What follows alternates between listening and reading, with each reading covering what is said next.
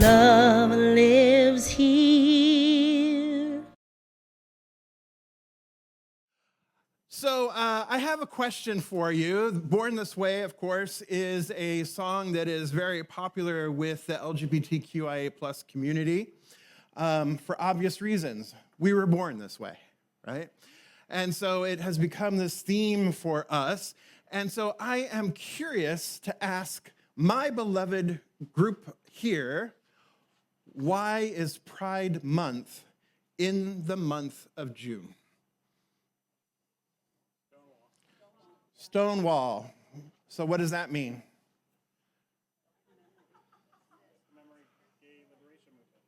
Okay. Ed's waving to the baby and saying, commemorate gay liberation movement. I'm trying to do both at the same time. He's multitasking over there. Yes, Stonewall, as I wrote to you earlier this week, Stonewall in June 28th, 1969, the LGBTQ folks who were at the Stonewall Inn had enough. They had had enough of the police raids. They'd had enough of the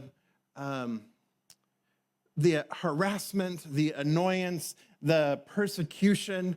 And so what used to happen is anybody dressed in female clothing at the time would be taken into the back room by female officers and then patted down or stripped down to verify their assigned gender at birth. And if their assigned gender at birth happened to be male and they were wearing women's clothing, they got arrested. Conversely, if a woman presenting in a more masculine way did not have on at least 3 specific pieces of female clothing, she too was arrested and thrown in jail. And everybody else had to line up and present their ID cards. And if you didn't have your ID card, then you too were thrown in jail, right? So this particular night, 2 or 3 trans women of color, Marsha, Johnson, thank you. I was like, her name just like flew out of my head. Marsha Johnson said, no, not going to the back room to do this. And the other people there said, no, we're not going to the back room to do this.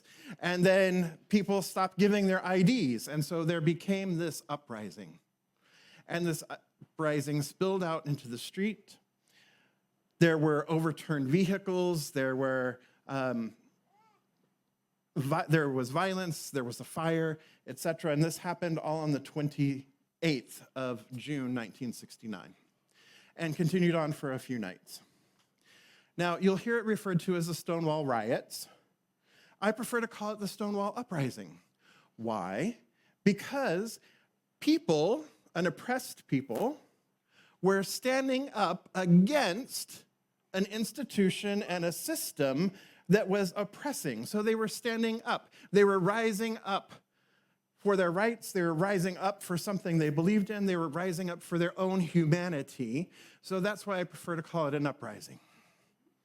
Right? A riot, on the other hand, is like, not to cap on Philly, I love Philly. But, you know, when a Philly team wins and the fans go insane and they climb the poles and smash things, there's no real reason for that violence. So that might be more along the lines of what I would refer to as rioting, right? It's not just over-exuberance, right? So, at any rate, so Pride Month then Pride kicked off then by 1 year later in 1970, there was the Christopher Street Pride, or there was a Christopher Street Memorial celebration or memorial march. And that is how the first Pride Parade began. And so it continued to move. So this year marks 55 years of the gay rights or LGBTQIA plus movement of trying to secure rights, equality in the country and equity in the country. So we've come a long way. Eddie and I are officially married. We're able to officially get married in 2015. We file our taxes jointly as a married couple, for better or worse, right? But, yeah. For better or worse? Yeah. And the marriage. Yeah. But for the taxes, right? I mean, the taxes, better or worse, right? That we file them jointly for better or worse, right? Usually for better, yes. Refunds, yes. Sorry. That's okay. We divert, yes. So we enjoy now freedoms and equalities and equities that other folks have enjoyed for many, many, many, many, many, many years, right? What else happened this month? Juneteenth was this month as well, yes? Juneteenth. So, June 19th, 19, well, it kind of feels like that. 1865, right? The last enslaved peoples found out or were informed of the Emancipation Proclamation that happened 2 years prior. And so that is celebrated as Freedom Day. So actually, June has a lot more freedoms and celebration for Freedom Day because there's two peoples. There's African Americans, and then there's LGBTQIA. And then this coming week, July 4th, we have Independence Day, right? So this is a whole time of celebration, a time of freedom, a time of coming together. So what does all this have to do with the 3 R's? What are the 3 R's?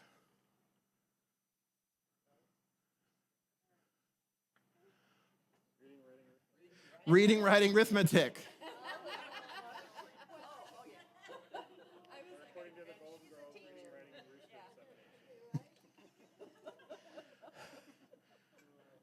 People at home, I can't even share that with you right now. Reading, writing, and arithmetic. Okay. Yes, those are the typical 3 R's. But I also heard some other 3 R's. So I heard, what did I hear? Rights, reparation, respect, resilience, responsibility. That's more than 3. Not quite. Recognition would be 1. Respect would be 1. Reconciliation would be 1. Yeah? So, our faith, our philosophy teaches, we have the 10 core concepts, correct? Yes? We have the 10 core concepts. We remember those? Yep. All right. So core concept number 5 is all about wholeness, perfection, unity, oneness. Is it not? Yes. Yes. All right. So what we believe then is we believe in the unity of all life and that the highest most God and the innermost God is one God, right? That the highest most spirit, the innermost spirit is one spirit. And so each and every one of us is included in this one, correct? So if there is the wholeness of God, if spirit is all there is, and if each one of us is a divine emanation, impartation, manifestation of this one life, of spirit itself, then each one of us is God made manifest or spirit made manifest, correct? Yes. So is there anything missing in this wholeness, in this oneness? Is there anything missing? Could there be anything missing? No, because all is included, right? So we all show up differently. We all show up as individualized expressions of spirit. Rocks show up as spirit. Dogs show up as spirit. Grass shows up as spirit. All of life, all of creation is the manifest body of the one life, correct? Yes. So that means that diversity is inherent in spirit. Diversity is inherent in the oneness. Would you agree with that? And if all is included in the oneness, then inclusion is also inherent in the oneness, inherent in the unity. Is that correct? And if we know that all of us, each one of us, is a divine emanation, impartation of this one life, as an expression of this one life, then all of us are equal. So equality is also part of, inherently to, wholeness, oneness, and perfection. Is that correct? So, amen. Amen, Sasha. So when we look at it that way, we understand then that from this core concept number 5, this oneness, this unity, right? That diversity, equality, and inclusion, DEI, are all inherent and all part of the oneness that is. Are we in agreement on that? Okay. But what about equity? What about equity? The difference between equality and equity, because they're not the same, equality says that every person gets an equal share, or an equal support, or an equal accommodation. Everyone gets an equal share. So, like Oprah, right, in her giveaways, you get a car, and you get a car, and you get a car, right? Everybody in her audience gets a car. The same car. Maybe even the same color car, right? Everybody gets the same car. That would be equality. However, what if some people in her audience are missing their right leg? What if somebody in her audience is blind?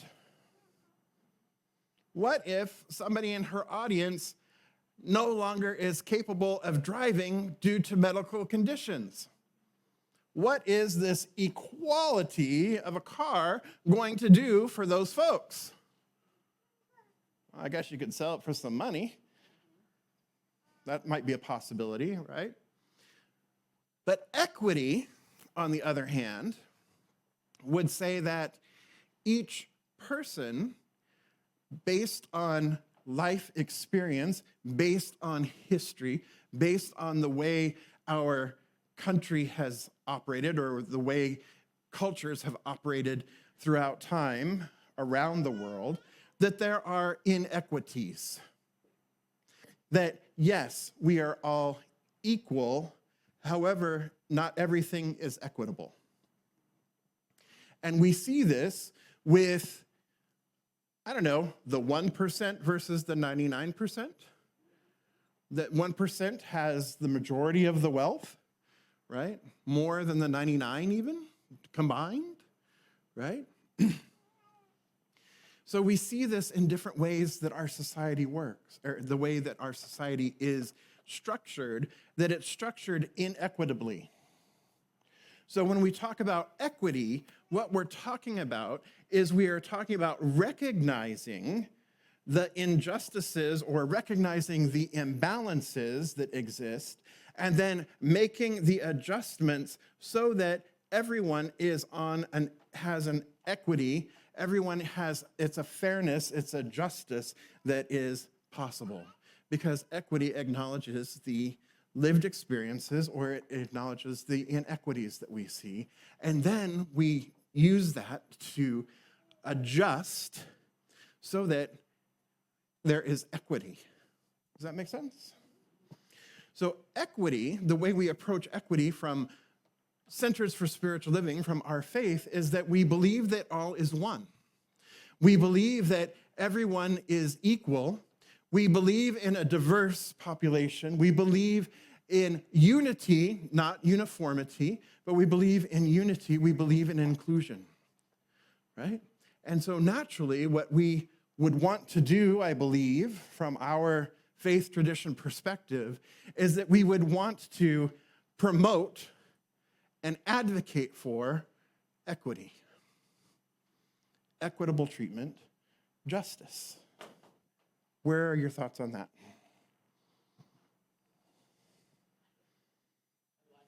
You like it? All right. Thank you, Chester. Right? It makes sense, right? So, in order for us to have equity, we need to be thinking about, one, recognizing, here's an R, it's recognizing and respecting. I'm going to put those two together. Recognizing and respecting. So first, we have to think about recognizing and respecting.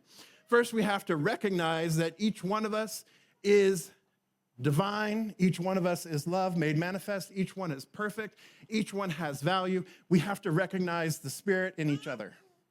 So the first thing we have to do is we have to recognize our oneness, right? Recognizing our oneness.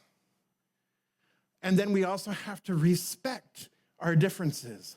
Respect those things that make us unique, because that brings so much richness to our lives. So that recognition and respect have to go together. Yes? All right. Then, beloveds, we've been talking about it for weeks, and we're going to continue to talk about it for more weeks around this idea of forgiveness. And the forgiveness, we're now moving into, in this case, reconciliation. It's reconciling. It is being honest and truthful, like we talked about a couple weeks ago, truth or consequences. It's being honest and truthful. It is reconciling what has happened and what it is we want to experience in the future, what it is that we want to experience in the present. Reconciling with one another that which has been, taking responsibility and ownership for that which has been, and together, working together, aggrieved party and perpetrator, working together to find our common humanity, our common harmony, our common unity, so that we can work together to reconcile our relationships. Because this is based on relationship. Because after all, I'm relating to you as spirit, you're relating to me as spirit. That's the true nature of who we are. That's the true nature of our relationship, yet we forget it.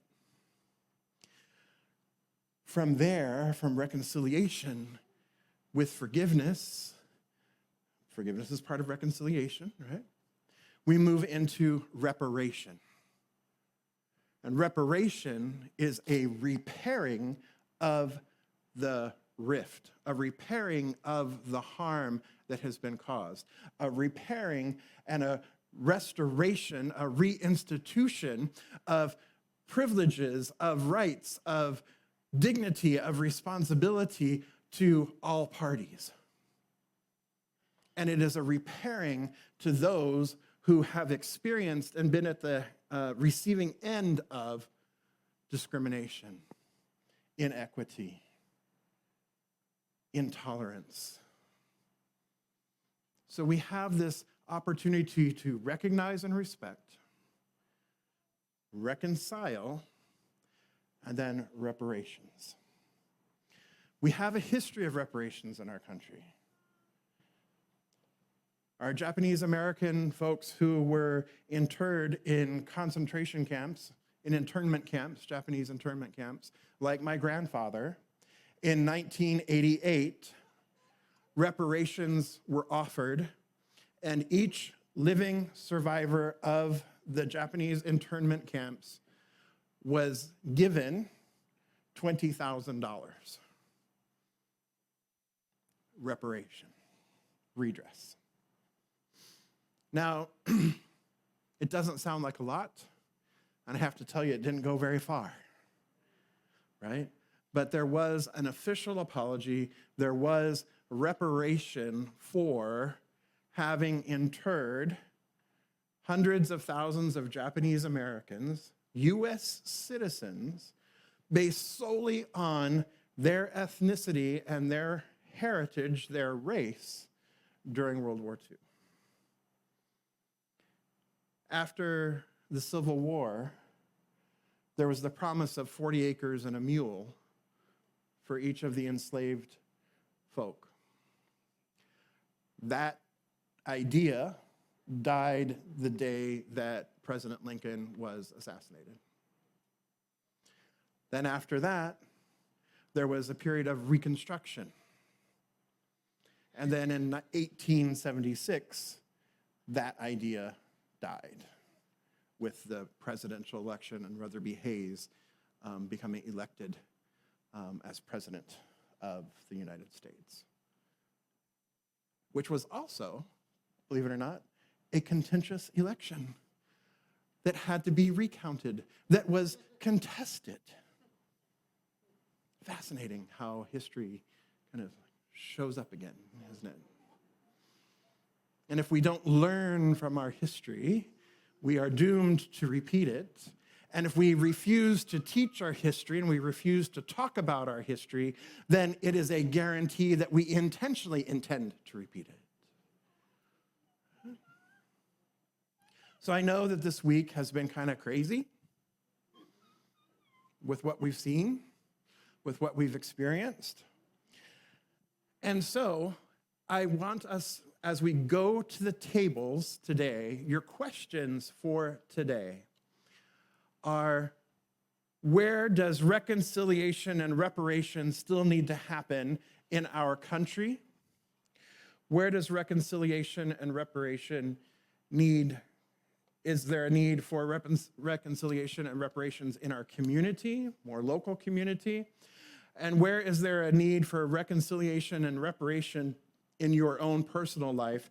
And because it all starts with us individually, where and what steps are you willing to take to begin the reconciliation and reparation process in your life or in the larger scheme of things, in the larger community? Okay? We ready? All right. And we're to tables for about 20 minutes. Here we go.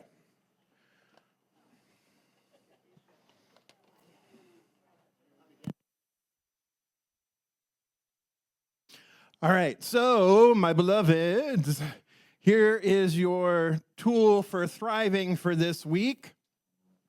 Your tool for thriving is the 3 R's. And this time we are talking about reading, writing, and arithmetic, okay? So the 3 R's here that we're looking at is read up on a current issue. Read up on something that strikes your buttons. So perhaps like Chris was talking about our unhoused neighbors in Riverside. So read up, learn about it, understand the problems behind it, understand what the causes are behind the issues. Really read into it. Read it, understand it, learn it, study it. Then write. Write to your local, state, federal officials to advocate for your position and your solution. If you're offering a solution, if you have a position, you exercise your right to communicate with your elected officials. That's local, state, and federal. So you're writing. Then the arithmetic piece comes in. The arithmetic, contribute. Contribute your time, your talent, your treasure toward groups or organizations, or start one that support your position or your solution so that we are continuing to work together. And if there is an issue that you feel that we as a community at Riverside CSL should be working toward, we help with Sylvia's Serenity Home, with women and children escaping domestic violence. We've been doing that. We've had other outreach programs as well. But if there's something that's really calling you passionately, that you really want to gather the community around, think about forming a community or think about forming a group, think about forming a committee or what have you, to be working on these specific issues that you find that are most passionate to you, and see if others in our community are on board with that same thing, and let's work together as a community. I can't be out there all the time with every issue. When I first got here, I was out there almost every night, almost every day, and I did not get to see Ed very much. And I finally realized that I can't be out there representing our community for every issue that we face in our community. And I kind of got burnt out, right? It was a lot of lifting. But what do I say here? Together as a community, together we rise. And so when we work together as a community to support our neighbors, to support our greater, larger community, when we do that together as a community, then the load is much lighter, and there is much more joy, and there's much more passion as we're working together. So I invite you into those thoughts as well as we wrap up here this evening. Yes, or this morning. Cindy.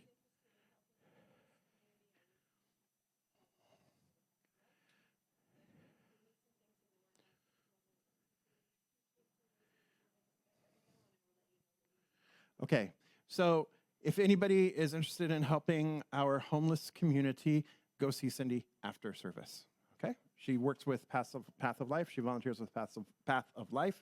Go see Cindy after service. All right. Okay, so I commit to practicing reconciliation and reparation. Let's say it one more time. I commit to practicing reconciliation and reparation. All right, something wonderful is happening through me right now. It is this thing called love. Love is in my mind. Love is in my body. Love is in everything I do. I am it. I share it. I receive it. And I move love forward. Because love lives here.